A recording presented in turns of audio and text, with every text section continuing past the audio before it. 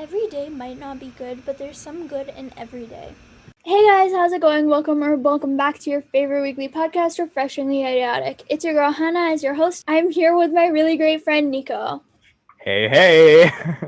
Let's roll the intro music and then we'll introduce him.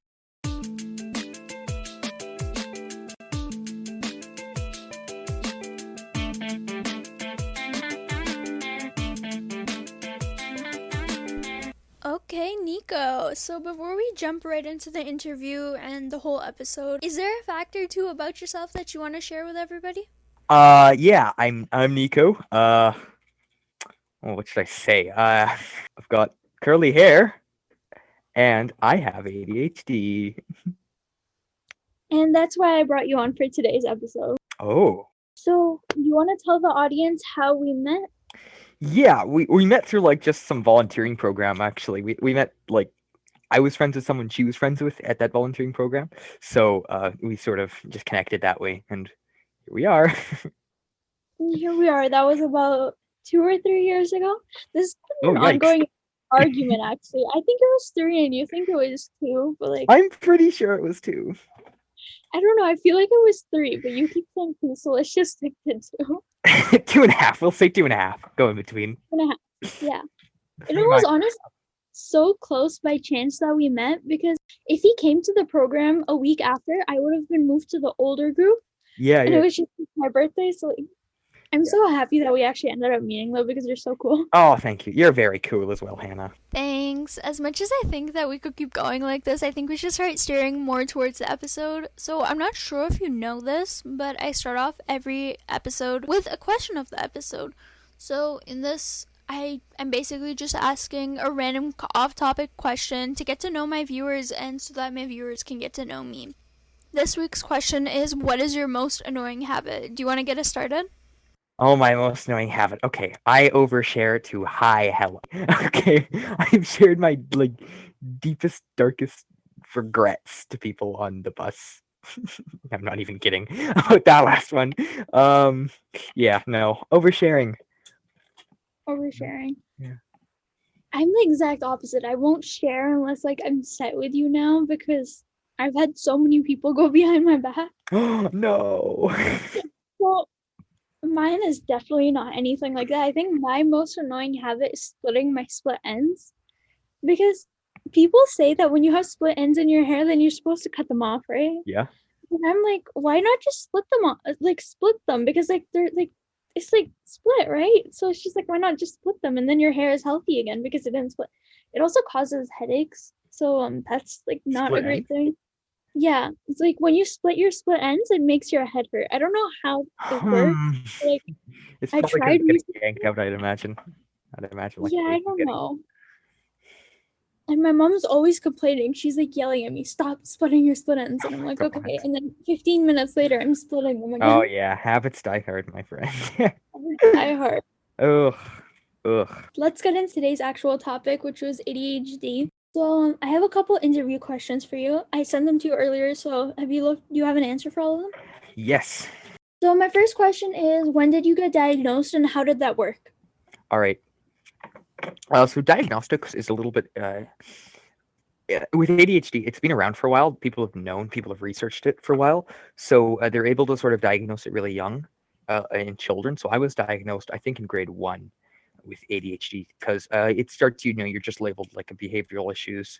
As you go on, they say once you start having to like learn and sit down and learn, because ADHD causes a lot of problems with that. That's when they say, okay, there might be something deeper going on with this kid. Let's get him tested. Let's see if there's a better way for him to learn. So how did it work? So they give you a bunch of little diagnostic tests, like somebody will watch you interact with little objects. They'll see how you problem solve with objects that give you difficulty.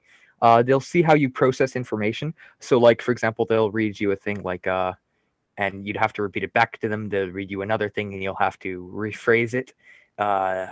They'll test things like your vocabulary, your ability to understand things, your ability to spell things, things like that. Those just give you little bits of information and sort of ways to better your like learning experience, so to speak. Yeah. So that was in grade 1, and I started the yeah, you just get your IEP and you go from there and see how it works. Yeah. And for anybody who doesn't know, IP is individual. Yes, individual Right. education plan. So Yeah. for example, if the teacher, like if you have ADHD, your ability to focus is bad. Um, so sometimes the teacher will have to say, okay, focus, focus, focus, and so you're allowed reminders like that. Yeah. Yeah, or like extensions or okay, so I know somebody else with an IP plan, so Oh yeah. I don't know if this is for you, but like extensions on assignments and things like Yes, that. yes, yes. I'm Yes. allowed. They offer me extra time if I need it. That would be so great if I could have that extra time. Hey, if you ask nicely, they'll probably give it to you. If they see you working, they might not say no. Like, yeah, like my quadmaster this time was like pretty rough. What was it? Oh, I just had physics, which was honestly like a struggle, but like also the other course I had was Anthropsych and Soc, which honestly the school aspect of the quadmaster wasn't that bad. It was more of like the external things that were happening, which I don't really want to get into right now. Okay, okay. Like one thing that I did mention to other people on my podcast, I got a concussion in the beginning of Yeah. March. Yeah, so that was like one of the huge factors, so that like threw me off completely because I had two heavy subjects this quad. And Yeah. so the second question was, do you have any major symptoms or like anything that you can kind of Where to begin? Major symptoms. They include strong emotional reactions. Now, there are three main types of ADHD. There's the hyperactive type, which is you can't sit still. There's the inattentive type, which is when you have trouble focusing, when you have trouble retaining focus. And then there's a third type, which is the most common. It's called the combined type. Yes, combines the worst worlds of both. Oh no. Yeah, and creates an attentive, hyperactive kid. So that's where the name attention deficit hyperactivity disorder comes. It's because they display symptoms of both. So for me, I am unable to sort of in class, like if I'm bored, I'm bored. I can't pay attention to the lesson. Everything feels like loud. I can pay attention. I can hear like each individual car pass. I can probably tell you what kind of car they are. um, uh, I'll hear like the clock ticking, but no, I can't pay attention to the lesson. Another thing is that I can't sit still for very long. You'll see me wiggling around. You'll see me using my hands. You'll see me swinging things around. Like I currently, actually, as we speak, I'm making a little bracelet, just out of things that I found. So yeah, another sort of set of symptoms is like strong emotional reactions. So people with ADHD, they tend to process emotions differently. So some things can set me off differently than sort of it would set off like a normal person. So I get like angered easier, for example. Stress is worse, things like that. Yes, I have anxiety, so my stress levels Oh. probably pretty close to yours, or if not more. Oh yeah, yours are more. Yeah. Yeah. I got Yeah, lucky. like I got lucky. I'm so stressed I can't breathe sometimes. Mm. You know so much. It's so cool. Like for me, I know anxiety like up until this, like doing the podcast. I'm like, okay, I just know about my type of anxiety. That was it. Do you think it affects your life in like any way, whether it be good, bad, or anything? Oh yeah, definitely. One thing I didn't mention with symptoms is hyperfocus, which is a little thing. It's when you sort of your brain sort of locks onto something and it becomes almost obsessed with it. That definitely affects my daily life. Often I'm unable to sort of pay attention the whole way through conversations. I become bored with things much easier. So for example, sometimes like when I'm playing games with friends, I'll become like bored halfway through it, and I'll say, "Okay, guys, it's been nice talking with you, but I think I'm gonna go do something else for now." And they say, "Oh, but we're having so much fun." I'm like, "Yeah." So yeah, it can affect that often. There's often like a reluctance to try new things. I don't know if that's ADHD or just me though. But yeah, it absolutely affects daily life. And on that note, is there like anything that you can think of that like you've spun in a really positive way? Oh, absolutely. Like I said, I was making bracelets. I've made a whole bunch of these. I actually started selling them.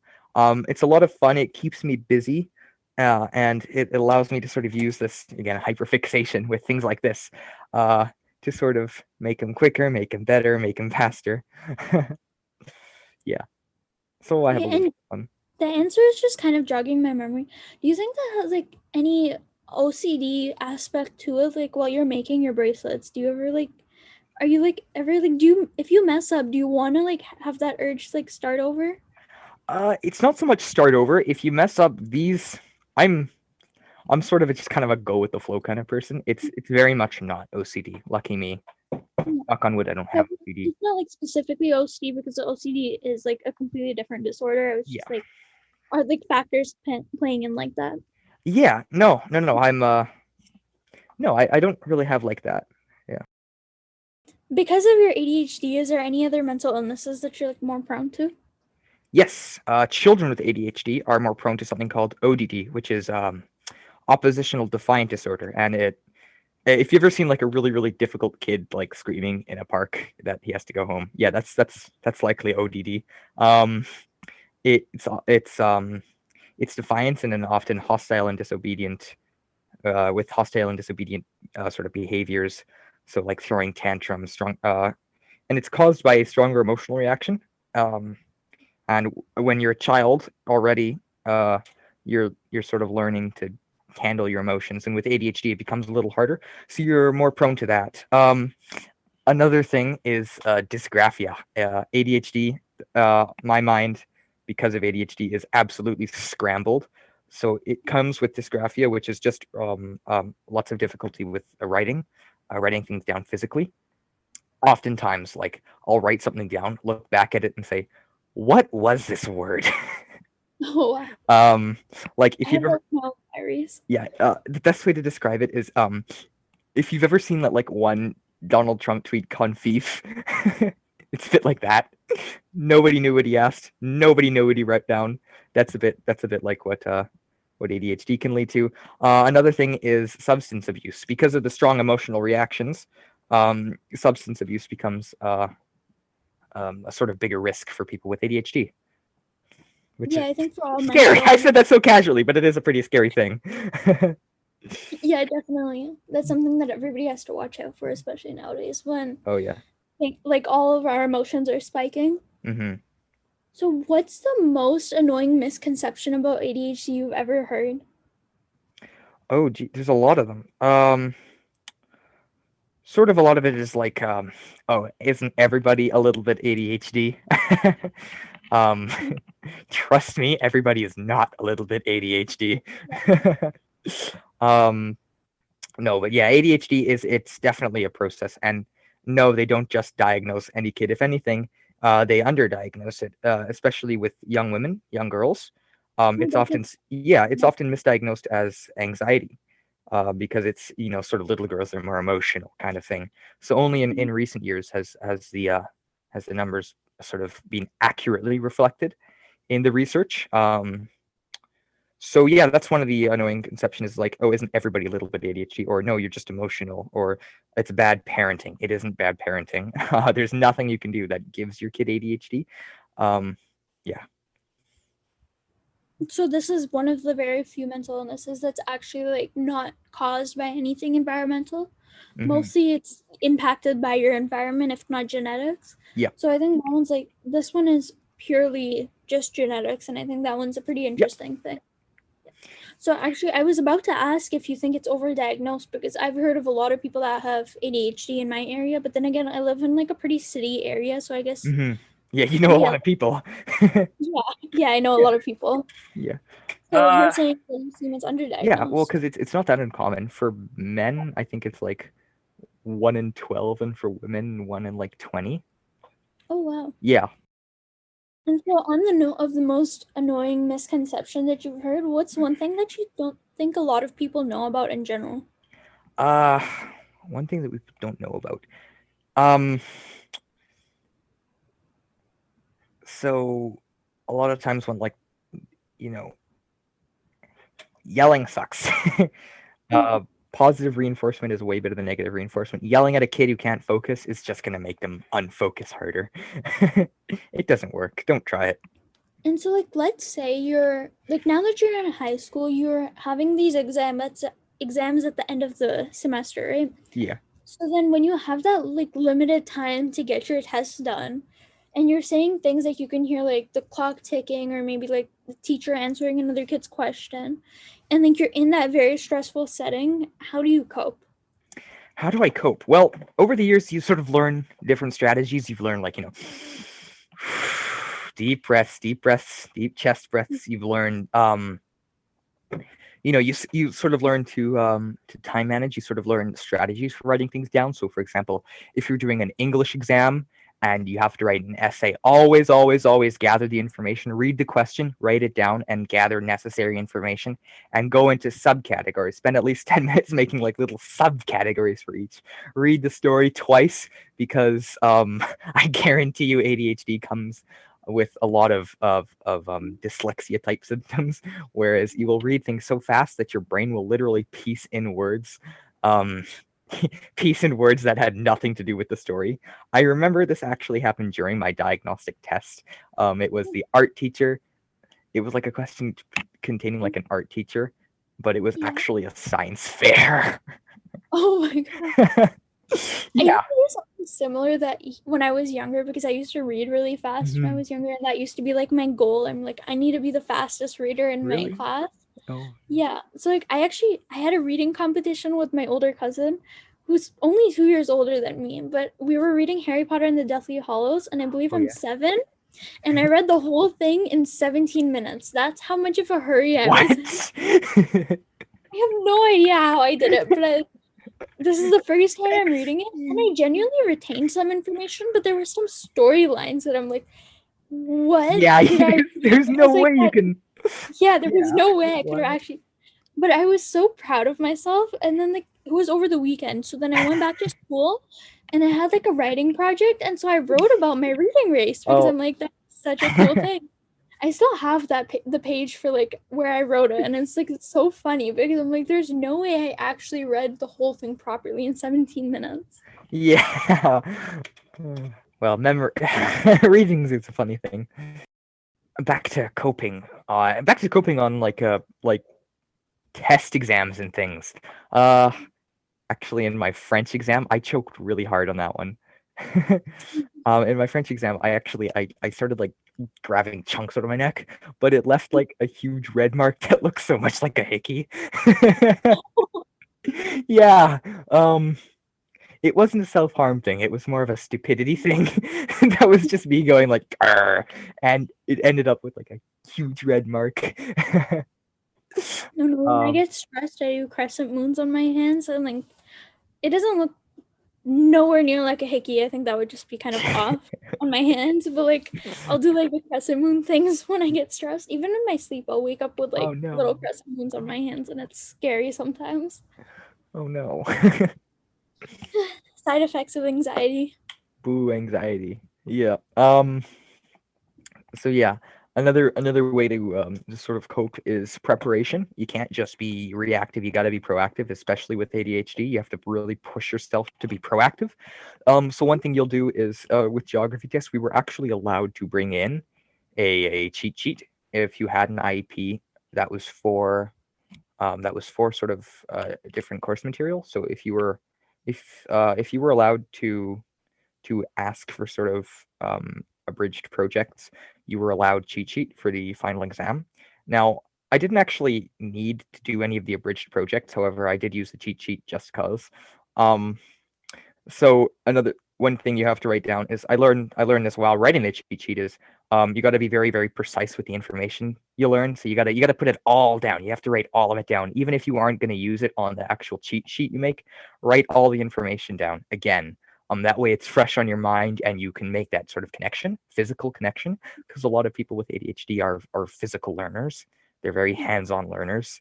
Um, myself included. So you really want to make a habit of writing things down, even if it's boring. Actually, this is funny. Like ADHD life without structure is really detrimental to ADHD. However, life with structure feels like torture. So Yeah. you really have to find a sort of balance that, or you have to just bite the bullet and say it's for the best. Which isn't always the healthiest thing in the world, but sacrifices have to be made. How's virtual school? Virtual school, I have to stay on top of myself. Just recently in my English class, I keep submitting things to the wrong submission folder. My teacher kept commenting on that. I'd actually done it with my final essay. Oh no. Yeah.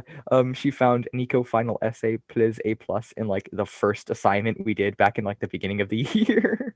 Yeah. Which was Oh no. embarrassing. But If I pulled that with any of my teachers, I would have failed. oh my god. Well, Yeah, I had this sociology test, like this project thing, and then like we had a test at the end of it. And so I'm getting in all of my stuff, and because something actually major happened in my life, I got behind in my assignment. So oh yeah. I kind of like backtracked the whole thing, and she told me I could take like a couple days off. Yeah. And so then when I was going back to resubmit everything, Yep. I resubmit them all in the wrong thing, and she was literally about to fail me. But then she talked to me and she realized what happened, because then a second thing happened while I was trying to resubmit all of those things.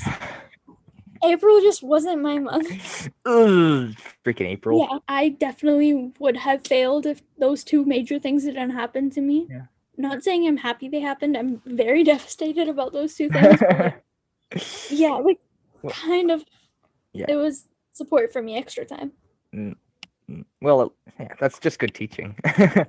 Yeah, you don't just fail students who put in the effort. I mean, sometimes you have to fail even if you put in the effort. But hey, but yeah. Next topic. Actually, that's all the questions I have for you today. I think that just about wraps up today's episode. Okay, thank you so much for having me. I had tons of fun. This is so cool that you're doing this. Actually, it's a really important thing, just to educate people on like these mental health and these learning disabilities and these things that affect people. Yeah. So, thank you for allowing me to help you do that. No problem. I'm happy you joined me today because I know it's been like a weird time to like start talking. Yeah. Hey, better than nothing.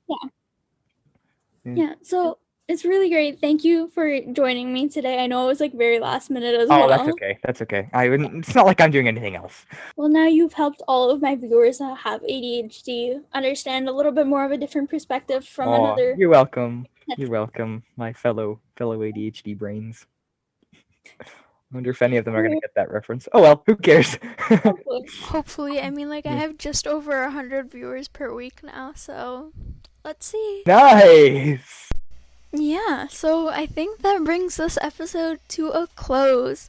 Thank you again so much, Niko, for joining me and teaching my viewers all about ADHD. And to my lovely viewers, don't forget to answer the question of the episode, which is, what's your most annoying habit? And also let me know the highlight and lowlight of your week. My contact information is down below in the description. Don't forget to subscribe, share, and rate. 5 stars only, pretty please with cherry on top. Bye guys! Bye!